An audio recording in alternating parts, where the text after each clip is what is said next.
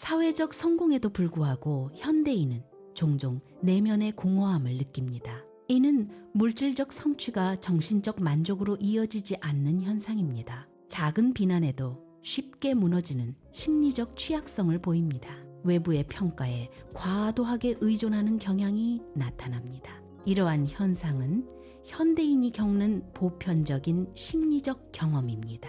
내면의 안정감 부족과 자아 확립의 어려움을 시사합니다. 도널드 위니컷의 거짓 자기 개념은 개인의 내적 갈등을 설명합니다. 이는 타인의 기대에 부응하기 위해 자신의 진정한 모습을 숨기는 현상입니다. 거짓 자기는 외부의 요구에 맞춰 형성된 가면과 같습니다.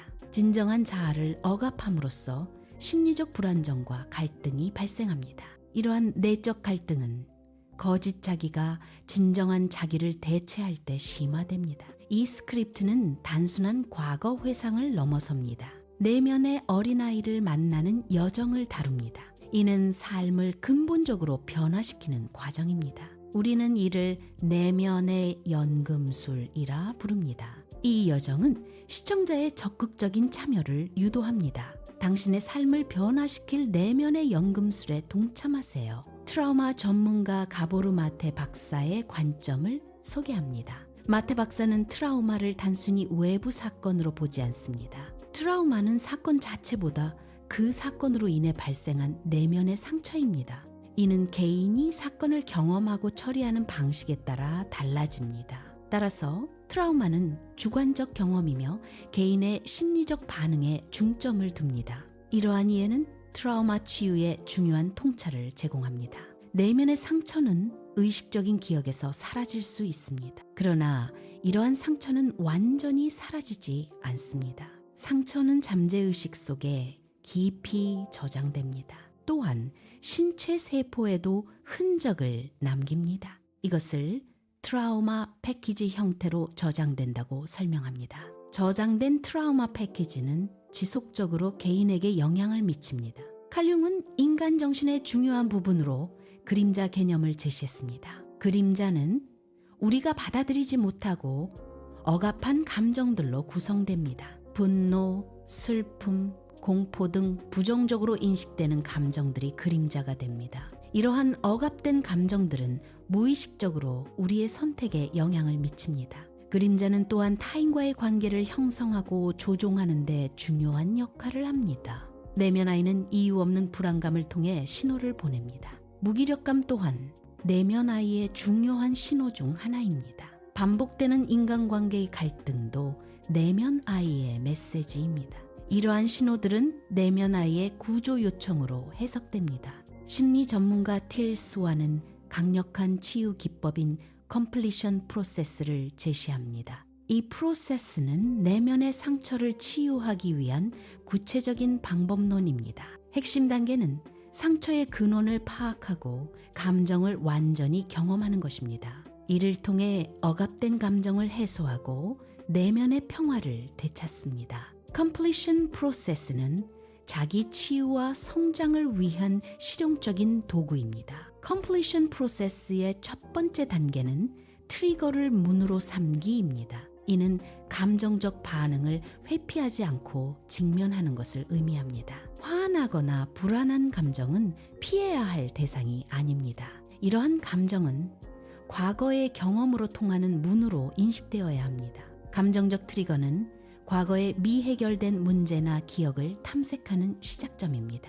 트리거를 통해 과거를 이해하고 현재의 감정적 반응을 해소합니다. Emotional 비파사나는 감정을 객관적으로 관찰하는 명상 기법입니다. 감정이 신체에 미치는 영향을 인식하는 것이 중요합니다. 몸의 어느 부분이 조이는지, 어떤 감각이 드는지 주의 깊게 살핍니다. 감정을 색깔이나 형태로 시각화하여 객관적으로 관찰합니다. 판단 없이 감정을 있는 그대로 받아들이는 것이 핵심입니다. 컴플리션 프로세스의 2단계는 감정의 노래를 들어주기입니다. 감정을 싱잉볼의 진동처럼 온몸으로 느껴야 합니다. 감정을 억누르지 않고 소리가 다 울려 퍼질 때까지 허용합니다. 이는 감정을 완전히 경험하고 해소하는 과정입니다. 감정에 대한 저항은 치유를 방해하는 요인 중 하나입니다. 감정 자체를 있는 그대로 수용하는 것이 치유의 시작입니다. 이는 감정의 자연스러운 흐름을 존중하는 태도를 의미합니다. 감정을 억압하거나 회피하지 않고 마주하는 것이 중요합니다. 이러한 수용적 태도는 내면의 평화를 가져오고 치유를 촉진합니다. 컴플리션 프로세스의 3단계는 어린 시절의 기억 속으로입니다. 이 단계는 현재 느끼는 감정을 탐색하는 것에서 시작됩니다. 현재의 감정은 과거의 특정 기억과 연결될 수 있습니다. 감정을 따라가며 어린 시절의 특정 기억 속으로 들어갑니다. 이는 현재의 감정적 반응의 근원을 이해하는 데 도움을 줍니다. 과거 기억 속에서 잊혀진 순간들을 탐색합니다. 특히 부모님의 차가운 시선과 같은 경험에 집중합니다. 홀로방에서 울고 있던 어린 시절의 자신을 떠올립니다. 그때 느꼈던 두려움과 외로움의 감정을 인지합니다. 겁에 질린 어린아이의 모습을 발견하는 과정입니다. 이러한 기억을 통해 현재의 자신을 이해하는 계기를 마련합니다. 컴플리션 프로세스의 4단계는 성인 자아의 개입입니다. 이 단계는 현재의 성숙한 자아를 과거의 특정 장면으로 투영하는 것입니다. 성인 자아는 과거의 자신에게 지지와 이해를 제공합니다. 이를 통해 과거의 경험을 재해석하고 치유를 돕습니다. 빈 의자 기법은 아동 심리치료에 활용됩니다. 아이 앞에 앉아 눈을 맞추고 아이가 듣고 싶어하는 말을 건넵니다. 예를 들어 네 잘못이 아니야와 같은 위로의 말을 전합니다. 이는 아이에게 안정감과 치유의 경험을 제공합니다. 컴플리션 프로세스의 5단계는 재양육과 안전한 피난처입니다. 이 단계는 아이의 내면을 치유하고 안정감을 주는 것을 목표로 합니다. 핵심은 아이가 원하는 안전한 피난처를 상상 속에서 만드는 것입니다. 이 피난처는 아이가 편안함과 보호를 느낄 수 있는 공간입니다. 상상 속 피난처는 아이의 개별적인 필요와 선호에 따라 맞춤화됩니다. 이를 통해 아이는 정서적 안정과 회복을 경험하게 됩니다. 안전한 피난처에서 아이를 따뜻한 물로 씻겨주는 행위는 돌봄의 시작입니다. 아이에게 자유롭게 놀 수 있는 환경을 제공하는 것은 성장을 돕습니다. 이러한 돌봄과 놀이의 과정은 내면의 아이를 치유합니다. 이러한 자기 돌봄 과정을 재양육 리페런팅이라고 합니다. 치유는 단 한 번의 이벤트로 끝나지 않습니다. 이는 지속적인 과정이며 꾸준한 노력이 필요합니다. 마치 근육을 키우는 것과 유사하게 진행됩니다. 우리는 감정 근육을 지속적으로 강화해야 합니다. 이러한 노력을 통해 정서적 회복력을 증진시킬 수 있습니다.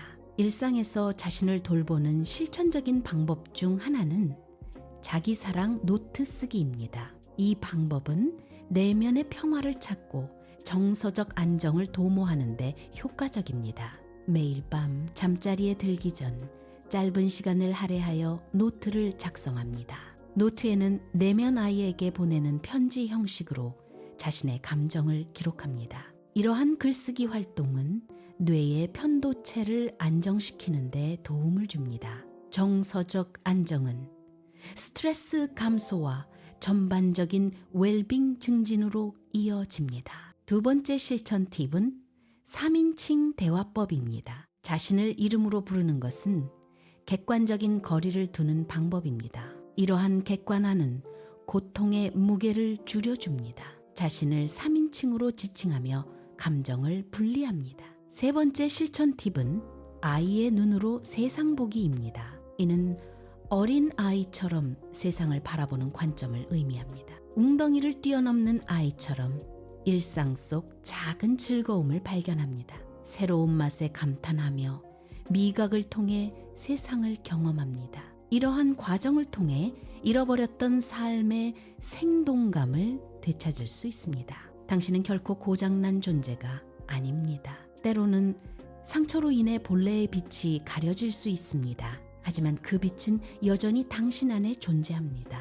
상처는 일시적이며 당신의 본질을 바꾸지 않습니다. 다시 빛날 당신의 모습을 응원합니다. 치유는 새로운 사람이 되는 과정이 아닙니다. 이는 진짜 나로 돌아가는 귀환의 여정입니다. 본래의 온전함을 회복하는 과정에 중점을 둡니다. 치유는 내면의 진정한 자아를 되찾는 것입니다. 시청자에게 가슴에 손을 얹는 행동을 권유합니다. 너는 존재만으로도 충분히 특별해 라고 스스로에게 속삭입니다.